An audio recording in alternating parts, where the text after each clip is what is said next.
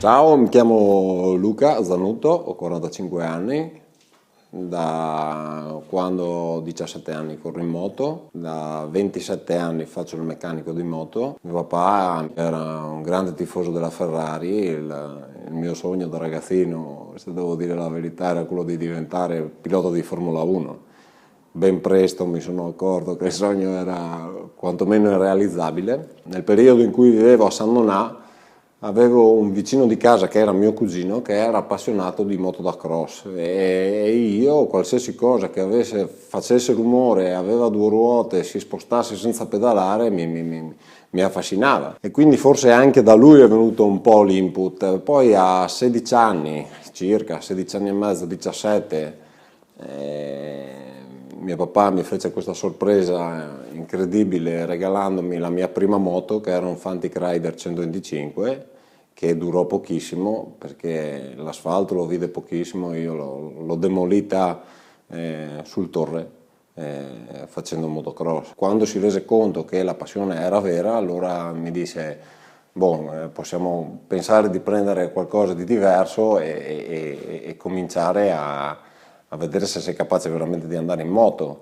E mi acquistò un KTM 250 dell'85, correva all'88, quindi la moto aveva 3 anni, la acquistò da Motorsport e in verità penso che poi a distanza di tempo si fosse pentito amaramente dell'acquisto, perché quella moto era decisamente sovradimensionate per quelle che erano le mie capacità e le mie conoscenze. Di conseguenza ricordo delle botte incredibili e la disperazione di mia mamma. Poi decisi nell'88 di iscrivermi al campionato regionale di motocross.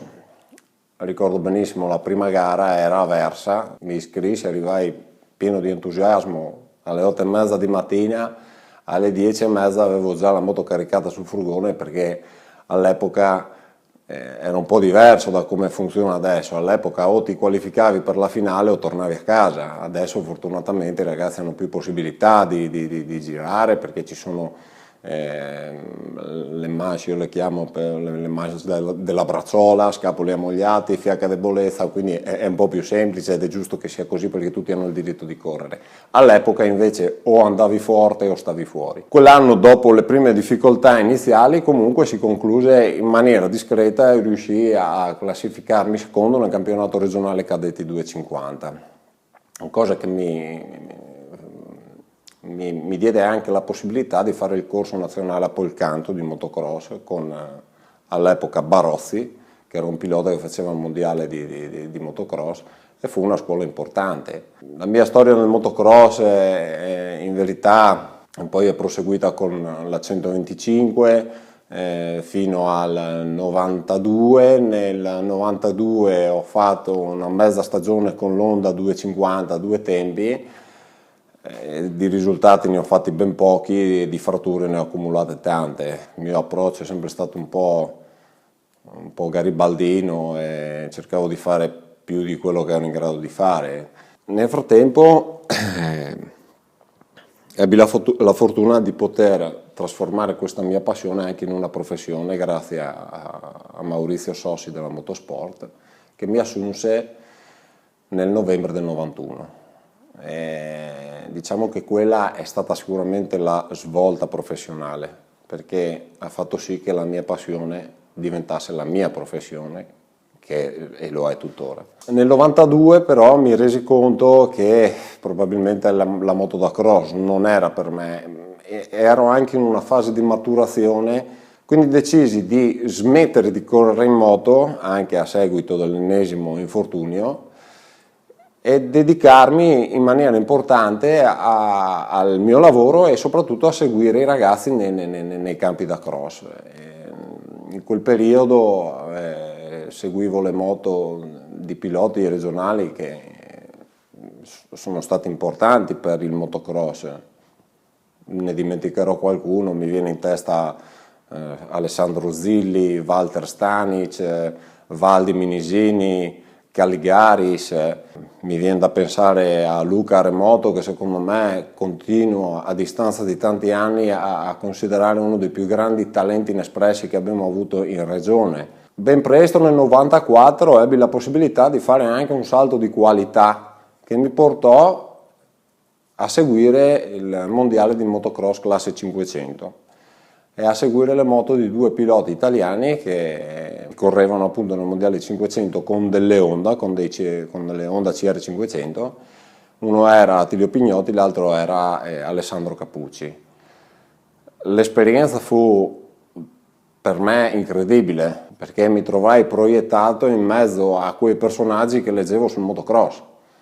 E quindi poi magari la sera a bere la birra con Joel Smets piuttosto che con Jackie Martens era un qualcosa che non avrei mai pensato di poter fare in vita mia, invece si stava realizzando, si stava concretizzando. Sicuramente anche a livello personale, oltre che professionale, è stata una grande lezione di vita, perché vivere per periodi prolungati lontano da casa, vivere il box, il paddock, trasferirsi dall'Olanda per andare in Portogallo piuttosto che in Inghilterra, e quindi vivere a stretto contatto con questa che poi diventa una specie di grande famiglia, perché i trasferimenti si fanno insieme, quindi poi è stata veramente un'esperienza indimenticabile e incredibile. Chiusa la parentesi del mondiale di motocross, in me però rimaneva un po' la convinzione di aver lasciato qualcosa per strada, che era proprio il fatto di correre. Ero ancora molto giovane e avevo voglia di correre in moto. Finché un giorno capitò che degli amici mi portarono a Rieca. Nel frattempo io avevo acquistato una moto da strada, e io abituato sempre alle ruote grasse, tassellate, al fango, allo sporco, ritrovarmi in una dimensione diversa di quella che è la moto. Sicuramente io amo definirla meno fisica, perché la velocità è un qualcosa di diverso sicuramente dal motocross, e comunque con uno stile di guida diverso, con problematiche diverse. Mi ha entusiasmato subito, è stato amore a prima vista, tant'è che nel 95 decisi di partecipare al campionato Alpe Adria con una Aprilia 250 due tempi RS, moto che peraltro era nuova, appena uscita, e decisi di partecipare alla Sport Production. L'esordio fu tragicomico, nel senso che 15 giorni prima in un test a Rieca, per non seguire i consigli di chi ne sapeva più di me, mi fratturai malamente una spalla. Feci anche dei grossi danni alla motocicletta, cosa che però non spense il mio entusiasmo, tant'è che puntualmente 15 giorni dopo mi presentai a Rieca alla prima gara di Alpe Adria con una clavicola rotta. È inutile da dire, il risultato fu catastrofico, nel senso che arrivai ultimo degli ultimi. Nell'andare della stagione i risultati migliorarono in maniera importante, anche se la motocicletta pagò sicuramente dei problemi dovuti alla giovinezza del progetto. Io ne fui purtroppo uno dei tanti a pagarne le conseguenze. Tutto sommato comunque la stagione non andò male, in quell'anno riuscii a vincere il trofeo del campionato Triveneto e a classificarmi, se non sbaglio, quarto o quinto nell'Alpe Adria. Nell'inverno del 1995 poi ebbi questa telefonata da Gilberto Marcuzzi, che io considero il mio grande maestro, forse uno dei migliori tecnici in Italia. Mi chiamò e mi disse: Luca, se hai voglia di darmi una mano, noi per il prossimo anno abbiamo questo progetto di fare il mondiale Superbike con delle motociclette nuove che all'epoca erano i Suzuki SRAD 7,5. È inutile dirvi che per me fu la risposta più che scontata. Ricordo di quell'epoca, di quel periodo, ricordo un entusiasmo incredibile, la consapevolezza per un ragazzino che comunque era giovane,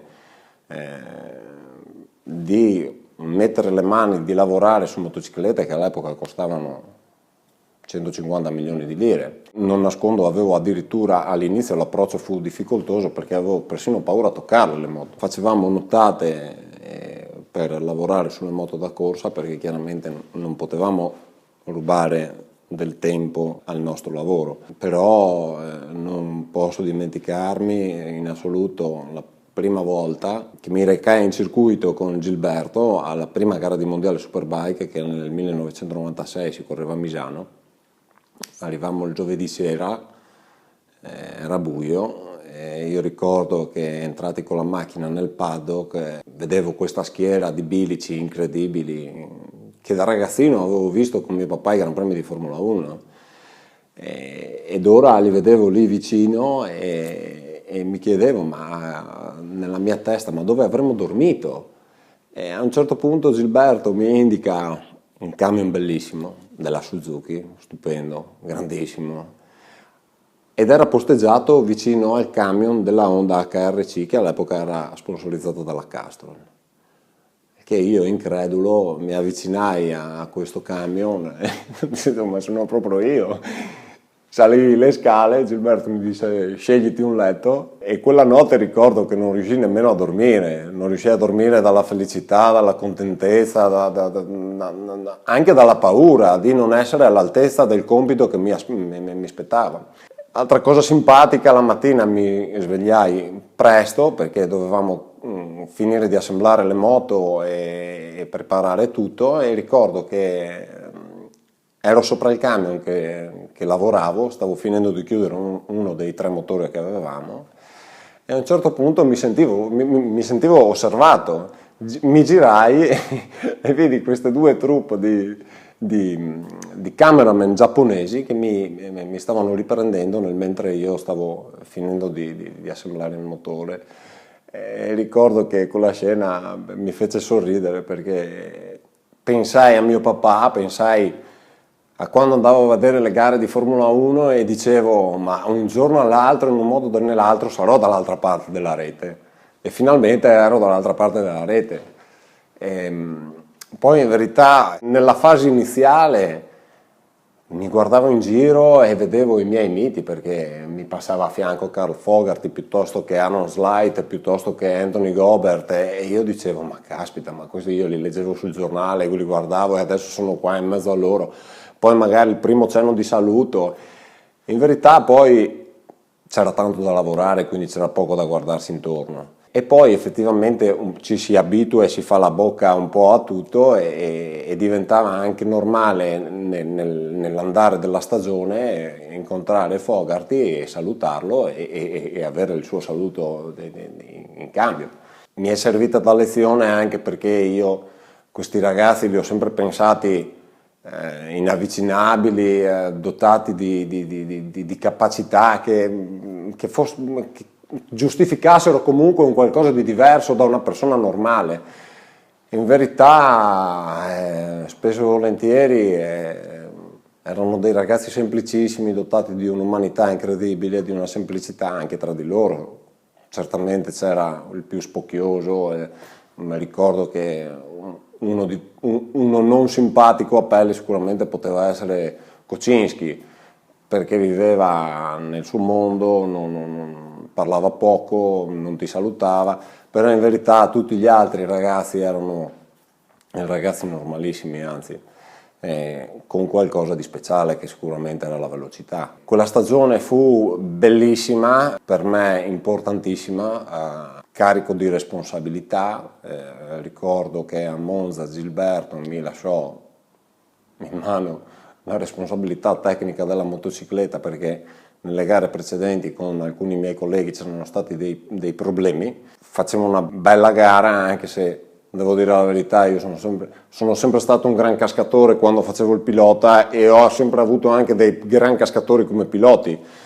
Bruno Cirafici, che era un pilota velocissimo, era il nostro pilota, aveva purtroppo il brutto vizio di cadere spesso. E ricordo che Paolo Beltramo a Monza la mattina prima della gara rimase stupito quando entrò nel box, mi vide e mi dice: cavoli, ma a questo giro c'è tutte e 2 le moto intere? E io dice, sì, vediamo se durano fino a domenica pomeriggio. Poi la stagione insomma si concluse, l'esperienza nel mondiale Superbike per quanto riguardava la Suzuki Italia era un capitolo chiuso, perché c'erano stati problemi di soldi, cose insomma che capitano in quell'ambiente. A fine stagione proprio Bruno Cirafici, il mio pilota, che si era molto legato a me e io tuttora sono molto legato a lui, siamo grandi amici, mi disse: guarda che c'è una possibilità per il prossimo anno, ti faccio parlare con una persona, Edo Vigna, che era un grandissimo tecnico, ci troviamo a Monza e vediamo se riesci a troviamo una soluzione per te. Io ti ho raccomandato,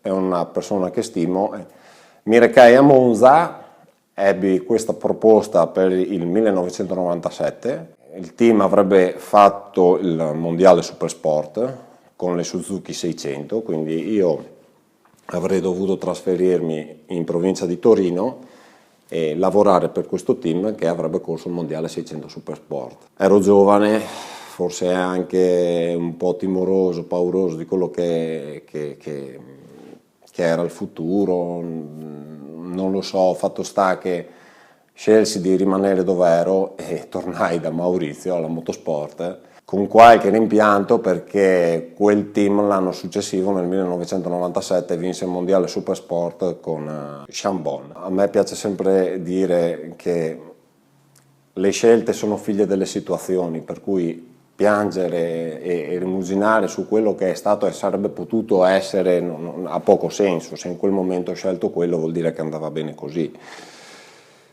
Il 97 fu un buon anno, mi portò delle grandi soddisfazioni, se devo dire la verità. Fu l'anno in cui guadagnai anche più soldini facendo il meccanico di moto da corsa, perché seguì un ragazzo di Treviso che fece tutto il campionato italiano, all'epoca si chiamava Sport Production 600, con un buon risultato finale. Mi diede la possibilità comunque di lavorare su una moto diversa, chiaramente molto più semplice di quella sulla quale avevo lavorato l'anno prima, però fu un anno estremamente positivo. A fine 97 ero un po' inquieto, mi mancavano le corse, ma mi mancava il guidare la moto, mi mancava la guida della moto. Fatto sta che lì c'è un po' la svolta, e la svolta è data dal fatto che un giorno, sfogliando un giornale, era un annuario di motocross sul quale c'erano elencati i vari campionati nazionali che si sarebbero corsi. Lessi campionato Coppa Italia Supermotard. Il Supermotard era un qualcosa che già in tempi precedenti un accenno di Supermotard in regione c'era già stato, perché alla fiera di Gorizia, alla fiera motori di Gorizia, si correva una gara con le moto da cross che si svolgeva in realtà in un circuito che era fatto al 60% d'asfalto e al 40% di sterrato, e a me questa cosa mi piaceva tantissimo.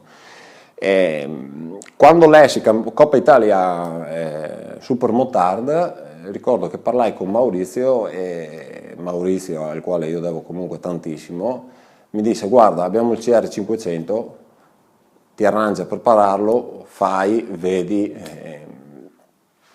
Io entusiasta come non mai, presi questo CR 500, però il problema sostanzialmente era uno, che nel 98 il Supermotard in Italia era un'idea, quindi non c'erano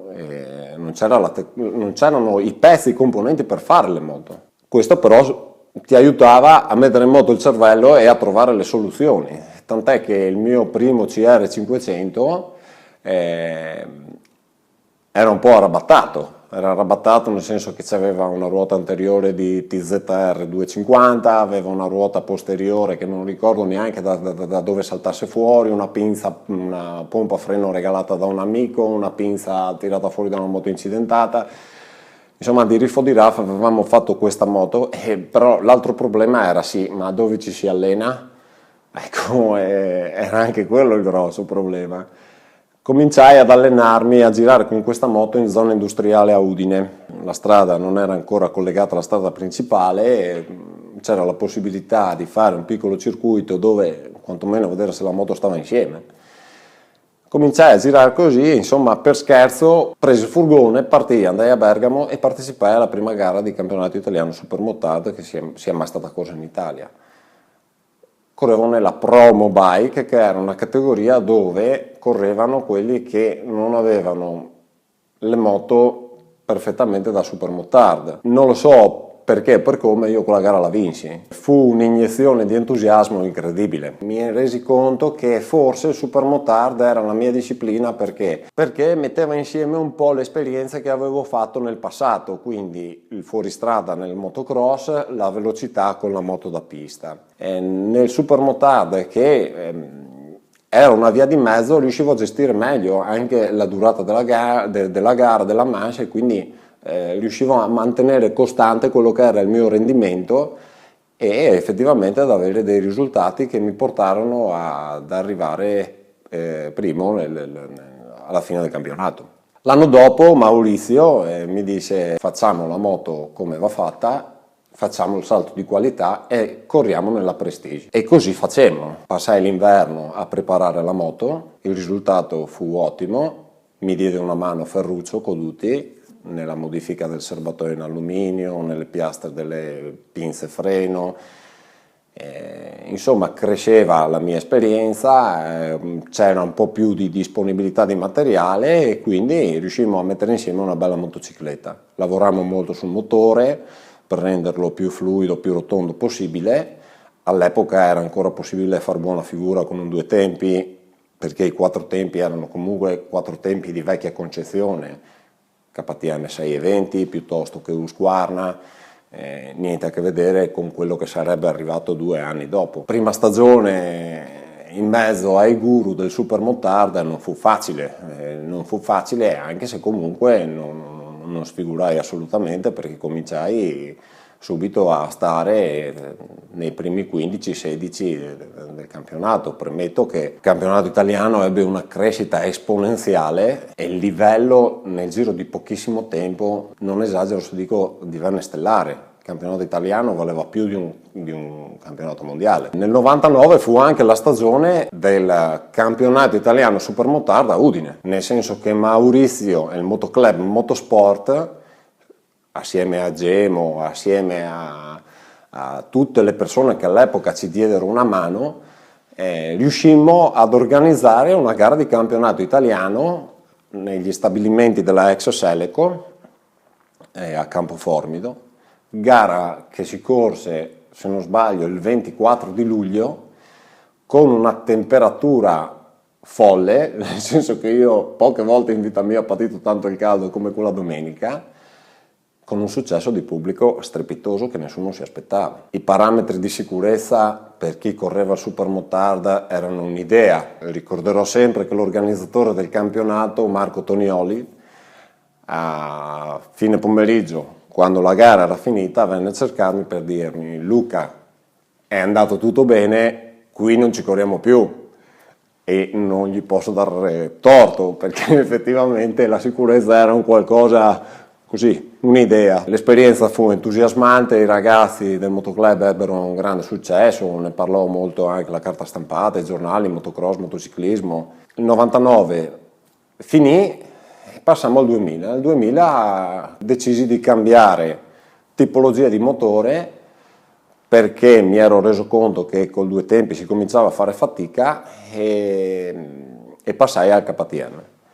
Al KTM 620, era una moto da cross, motore vecchio di derivazione Rotax, preparata molto bene. Fu un anno importante perché cominciavo a vedere le prime 10 posizioni del campionato sempre più vicine. Ebbe anche la fortuna, sicuramente questo anche per un discorso lavorativo, di avere spesso e volentieri alle gare l'appoggio del team Farioli. Il team Farioli che mi portò anche a fare 3 gare di europeo, ricordo Belgio, Francia e Svizzera, potendomi appoggiare alle loro strutture e con i loro meccanici. Fu per me anche quella un'esperienza grandissima, perché comunque inserito in un team di quel genere lì c'era molto da imparare, c'era molto da rubare con gli occhi, e poi io sono sempre stato dell'idea che per andare forte in moto bisogna correre con i forti. E stando a contatto stesso con quelle persone si acquisisce. Fabio e Paolo per me all'epoca erano degli avversari, sì, ma erano anche dei grandi amici fuori dal paddock. In verità il paddock del supermotard era bellissimo perché si era tutti amici.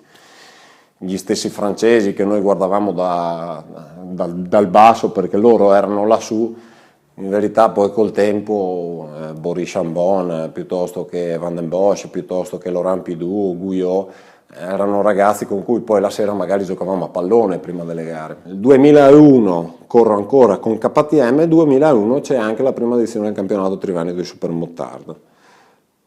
Fondamentale, importantissimo in questa cosa è la figura di Enrico Valdemarin, al quale io dico Supermotard Triveneto deve tutto, perché con la sua forza, il suo entusiasmo, la sua capacità, la sua ostinazione è riuscito nell'arco di 3 anni a mettere in piedi quello che è diventato un campionato riferimento, ma io penso anche fuori dall'Italia. Nel Triveneto volevano venire tutti a correre, organizzato in piste, location incredibili, faccio solo dei nomi, Cortina d'Ampezzo, piuttosto che lo Zoncolan, piuttosto che il Nevegal, Vicenza, Udine, Piazza Primo Maggio. Il suo entusiasmo ha portato a fare cose che penso che in questo momento siano irripetibili.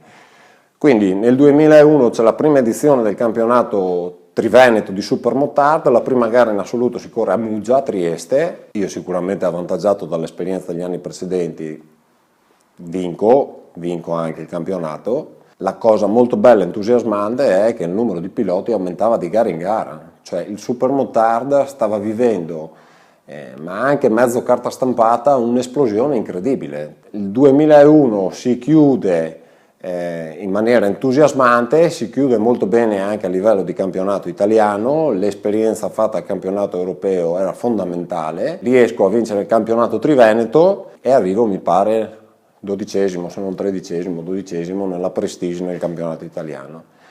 Premetto, sicuramente molti di voi sentir parlare di 12esimo, 13esimo diranno sì, boh, ma 12esimo, 13esimo non è niente.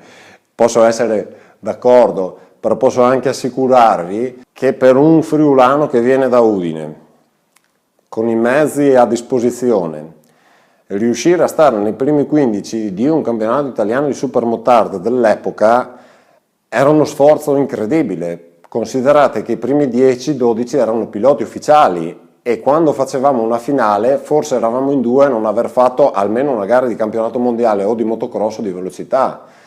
Quindi il risultato nel mio piccolo c'era, con grandissimi sforzi e grandissimi sacrifici peraltro, perché sappiamo benissimo che in altre regioni d'Italia praticare la nostra disciplina è semplice, ma per me fare allenamento col Supermotard significava il sabato finire di lavorare da Maurizio a mezzogiorno, caricare il furgone, andare fino a Pomposa per fare 3 ore di allenamento e tornare indietro. Quindi un sacrificio economico, un sacrificio di tempo, un sacrificio anche fisico. A metà 2002 però mi accorgo che sto crescendo tanto, di gara in gara vado meglio, sento che la mia realtà è un po' stretta, vengo cercato da un team importante del nord-est, il team Motopolis di San Donà di Piave, che mi fa un'offerta al quale decido questa volta di aderire. Accetto di buon grado di trasferirmi a San Donà per correre con il team Motopolis, non solo, ma avere una moto ufficiale direttamente da lavoro. Però qui succede un problema. Il problema succede che io a fine stagione, a novembre del 2001, siccome ero avvezzo a usare la moto da cross per fare allenamento, vado a partecipare a una di quelle che io considero gare della Bracciola con la moto da cross e ho un infortunio molto importante ad una spalla che mi porta ad un lungo periodo di ricovero, ad un intervento d'urgenza di una certa importanza. E il dramma qual è? Che ricorderò benissimo, il giorno dopo l'intervento mia mamma col dottor De Maglio, che ringrazierò sempre, vengono in stanza e mi dicono: guarda che la lesione che tu hai avuto al nervo e al muscolo deltoide della spalla potrebbe comportarti nella migliore delle ipotesi un recupero al massimo del 40% della mobilità. Capite bene che in quel momento io vedevo il mio castello crollare, perché mi ero impegnato sia a livello lavorativo che a livello sportivo con un team e ora avevo paura di non poter tenere fede a questi miei impegni. Lavorai duro, lavorai tantissimo, feci per 2 mesi piscina ogni giorno, fisioterapia, fatto sta che il dottore stesso che mi operò rimase stupito della velocità con cui recuperai quasi completamente la mobilità della spalla, tant'è che puntualmente il 1 febbraio mi recai circuito di Chioggia a provare la mia nuova moto per cominciare questa nuova avventura. Ma l'esordio fu peggiore perché dopo pochi giri caddi in maniera rovinosa, col terrore di cadi a destra, tra l'altro dove avevo la spalla appena infortunata, col terrore di essermi fatto nuovamente male alla spalla. In verità non feci niente. Ricordo lo stupore di Fabio Veronese, che era il mio team manager nonché titolare, correndomi incontro per vedere se mi ero fatto male, mi guardò stupito e mi disse: ma ti sei fatto male? Io gli dissi: no Fabio, tutto bene, tutto a posto. La mia testa pensava solo alla spalla, in verità io mi ero fatto male, ero caduto, la tuta si era aperta, quindi mi ero lacerato il braccio, avevo fatto un po' di casino, insomma, però alla fine l'importante è che la spalla fosse sana. La stagione del 2002 fu una stagione entusiasmante perché, malgrado un inizio non facilissimo, perché io e la mia moto non ci conoscevamo, io dovevo imparare a guidarla, era una moto completamente diversa, un telaio perimetrale, un motore molto potente, difficile da mettere a punto. Una volta riuscito a fare questo, però le soddisfazioni cominciarono ad arrivare una dietro l'altra e ricordo che quell'anno vinsi il campionato sloveno, il campionato triveneto, vinsi l'Alpe Adria, riuscii in quello che per me era la cosa più importante ed era stare nei primi 10 del campionato italiano.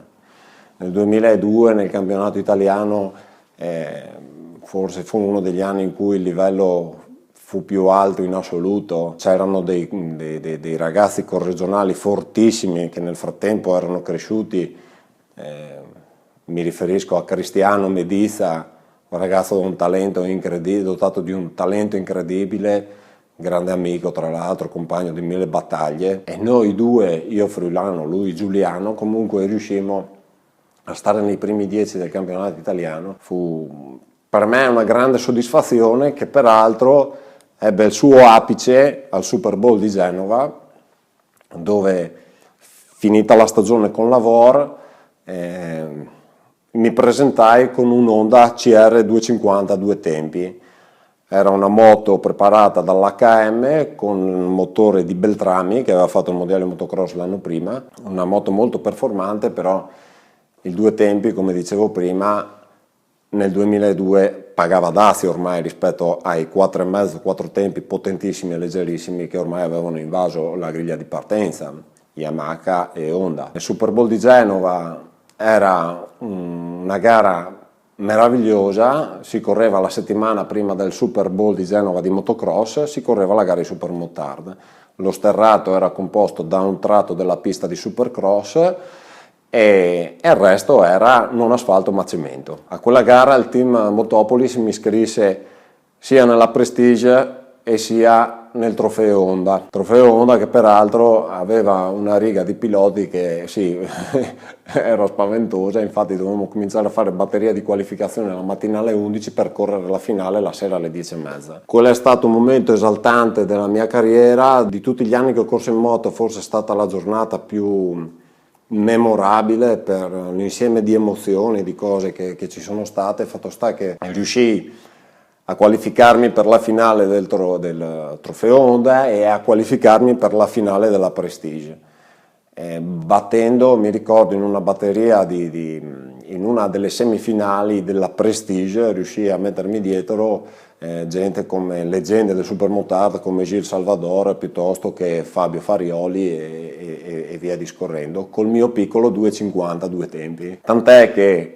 sia nella finale del trofeo Honda che nella finale della Prestige ero l'unico pilota che guidava una moto 2 tempi. La finale del trofeo Honda andò nel modo migliore, Primo arrivai io, secondo arrivò Cristiano Mediza con un CRF 4,5. La finale della Prestige ricordo benissimo che ebbi la sfortuna di partire davanti, anche se partivo dietro, riuscii ad indovinare la partenza, la prima curva mi infilai davanti e mi ricordo bene che alla seconda curva mi ritrovai seduto nella prima fila di spettatori perché a Eddie Seal questo non andava bene, lui arrivò col suo Husqvarna, mi centrò in piena, fece il classico block pass all'americana, alla Supercross e mi tirò e così si concluse, ma ero talmente felice di quello che avevo fatto in quel sabato che poteva andare bene così. Quindi il 2002 fu una stagione veramente esaltante. Nel 2003 il Team Motopolis decide di accettare l'ennesima scommessa, visto anche il risultato ottenuto al Super Bowl di Genova con un piccolo 2,50 due tempi. Kawasaki Italia ci fornisce 2 moto per correre nella Prestige con un, tra virgolette, prototipo su base Kawasaki KX 250 portato a 2,90. Chiaramente il pilota dovrò essere io. L'inverno è lungo, l'inverno è duro, lavoriamo tantissimo sulla moto, la mettiamo a punto e i primi test nella pista di Jesolo sono entusiasmanti. La moto va fortissimo perché rispetto ai 4,5, 4 tempi ha un grosso vantaggio di leggerezza, il motore spinge, ciclistica è ottima. Io peraltro con 2 tempi, forse anche dovuto alla scuola del CR2,5 del CR500, mi trovo a mio agio, con un piccolo problema che poi la realtà delle cose ci si sbatte in faccia alla prima gara di campionato Triveneto a Jesolo con tutta la sua violenza perché non avevamo fatto i conti dello sterrato, che paradossalmente uno dice con una moto più leggera, maneggevole, sullo sterrato andrei più forte. Sì, certo, il problema è l'asfalto sporco di terra. Il 2,5 due tempi non riesce a scaricare la sua potenza, la moto ha grossissimi problemi di trazione e di conseguenza per riuscire a tenere il passo dei 4 tempi veramente bisogna giocarsi dei grangioli, e il fatto di giocarsi questi grangioli purtroppo fa sì che io la prima gara riesco a concluderla comunque con un buon terzo posto, considerando il livello altissimo che c'era già nel 2003 nel campionato Triveneto. Primo arriva Alex Lado, io arrivo secondo e terzo arriva Fabio Buda. Fabio Buda è un pilota romagnolo che peraltro adesso gestisce il ranch di Valentino Rossi, ex pilota del mondiale del 500 di motocross. Entrambi loro guidano 4 tempi, io con 2 tempi sono costretto a fare i miracoli per riuscire a tenere il loro passo. Peraltro in quella gara succede una cosa che mi segnerà tutta la stagione, ma segnerà forse, posso dire in maniera definitiva, anche il proseguio di quello che era la mia carriera tra virgolette di pilota, perché nel giro di ricognizione all'uscita dello sterrato, causa mia, causa delle gomme fredde, non lo so che cosa, faccio un high side incredibile e mi spacco per l'ennesima volta il polso. Nel momento in cui cado mi rendo conto subito della gravità, però stringo i denti, salto in moto, l'adrenalina fa sì che io riesca a finire la gara comunque secondo, ma la sera vado in ospedale con l'ennesima frattura allo scafoide, fratturato per la terza volta. Il 2003 poi a metà stagione vede il cambio di moto, riesco a tornare a guidare una VOR, non più una moto ufficiale, però un 4 tempi. La prima gara che si svolge sullo Zoncolan con 4 tempi, subito le cose tornano un po' a livellarsi. La stagione finisce sul Nevegal, dove io e Aleš Hlad, che è un pilota sloveno che poi farà un'ottima carriera anche negli Stati Uniti, ci giochiamo il campionato nell'ultima manche. Aleš avrà la meglio, arriverà primo, io cadrò alla prima curva per la foga di star davanti, farò un recupero che mi porterà al secondo posto, ma non sufficiente per riuscire a riconfermarmi per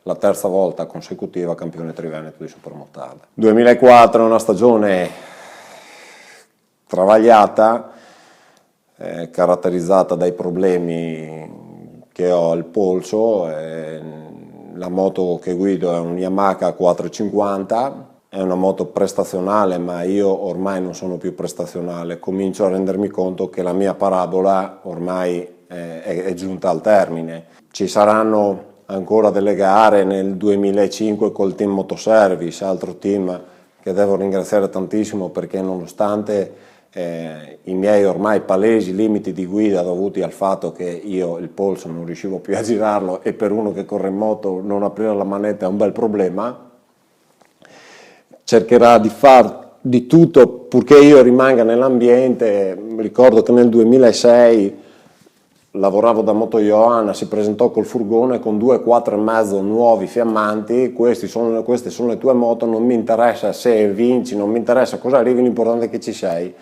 Un attestato di stima per me grandissimo, al quale non ho potuto fare fede, perché poi io nel 2006 deciso di smettere definitivamente di correre in moto.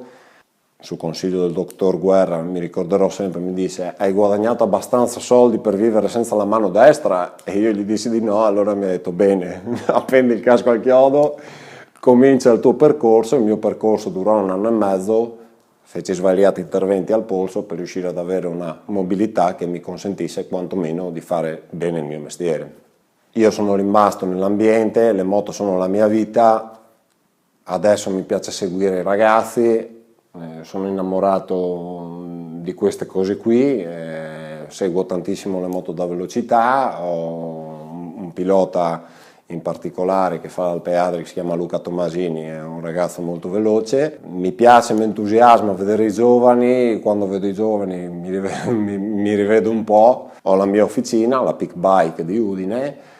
Cerco di fare al meglio il mio lavoro, ci metto grande passione, grande professionalità, poi saranno i miei clienti a dire se sono bravo o meno, io ci metto tanto impegno. Ogni tanto giro ancora con la moto da supermotard. L'anno scorso ho deciso di prepararmi una moto da supermotard per vedere se sono diventato un asino completo, o seppure mi ricordo ancora qualcosina. Con grande soddisfazione ho visto che qualcosina me la ricordo ancora. Però questo deve rimanere solamente un divertimento, perché adesso il mio impegno primario è quello di fare il meglio possibile nella mia officina. Un episodio simpatico, ma anche di soddisfazione, se vogliamo, sicuramente bello da raccontare. È capitato un po' di anni fa, quando in una gara appunto di supermotard a Pescara, una gara d'invito, pilota di punta della gara era Max Biaggi. In quella gara ci fu la finale all'americana, è una finale particolare dove gli ultimi 2 piloti, ogni giro vengono eliminati 2 piloti, si riparte, quindi tante partenze, tanto agonismo, tanto entusiasmo per la gente.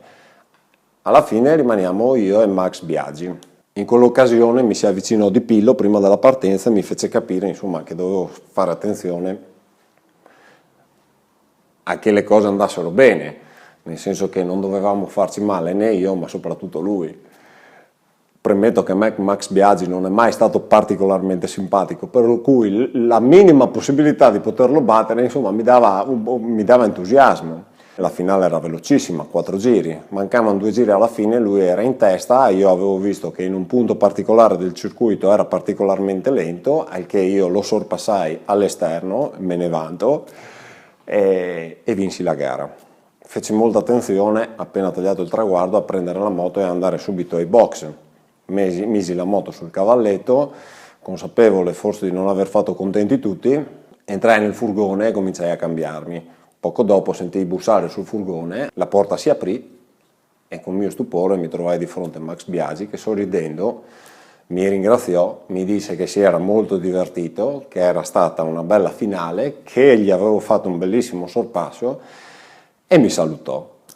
E questo per me ebbe un grosso valore, perché in quell'occasione, a prescindere dal fatto che avevo battuto Max Biaggi, cose che non tutti possono raccontare, ma soprattutto avevo ricevuto l'ennesima lezione da questo sport, nel senso che non bisogna mai giudicare le persone, è fin troppo facile, non bisogna mai giudicare le persone se non si conoscono. Mi sarei aspettato un atteggiamento da lui completamente diverso, invece lui mi stupì dandomi lezioni di grande signorilità e di grande anche valore sportivo, se vogliamo. I miei più grandi tifosi sono sempre stati in primis i miei genitori. Mio papà mi ha spinto, mi ha aiutato, anche se è sempre stata una figura nell'ombra. Non si è mai espresso in maniera molto entusiasmante nei miei confronti perché faceva parte del suo carattere e anche perché non gliene davo modo, perché i miei primi anni di carriera motociclistica sono stati contraddistinti solo da grandi botti e da grandi fratture. E invece, con mio grandissimo stupore, mia mamma si è entusiasmata in maniera importante ed è diventata una mia grandissima tifosa e gli voglio molto bene perché gliene ho fatte passare di cotte e di crude e insomma, se non fosse stato per loro sicuramente non avrei potuto realizzare nel mio piccolo quello che è stato il mio sogno, quella che è stata la mia vita e quelle che sono state tutte le cose meravigliose che la moto e questo mondo mi hanno portato. Concludo ringraziando tutte le persone che per me sono state importanti in questo mio viaggio, in questo mio percorso che spero duri ancora un po' di anni. In primis sicuramente Maurizio Sossi perché ha fatto sì che la mia passione diventasse una professione. Poi Gilberto Marcuzzi perché è stato il mio mentore, il mio maestro, è una persona che porto nel cuore, dal quale tuttora avrei un sacco di cose da imparare. Fabio Veronese perché comunque nella fase più alta della mia carriera di pilota di supermotard sicuramente mi ha dato un aiuto grandissimo, mi ha sostenuto tantissimo, mi ha fatto correre con le moto migliori, mi ha messo in condizioni di fare bene le cose che volevo fare. E per ultimo, con un po' di tristezza nel cuore, anche Giorgio Johan che ci ha lasciato, che è stato il mio titolare, persona che ho conosciuto per pochi anni ma dal quale ho ricevuto tanto e del quale serve un ricordo meraviglioso, bellissimo.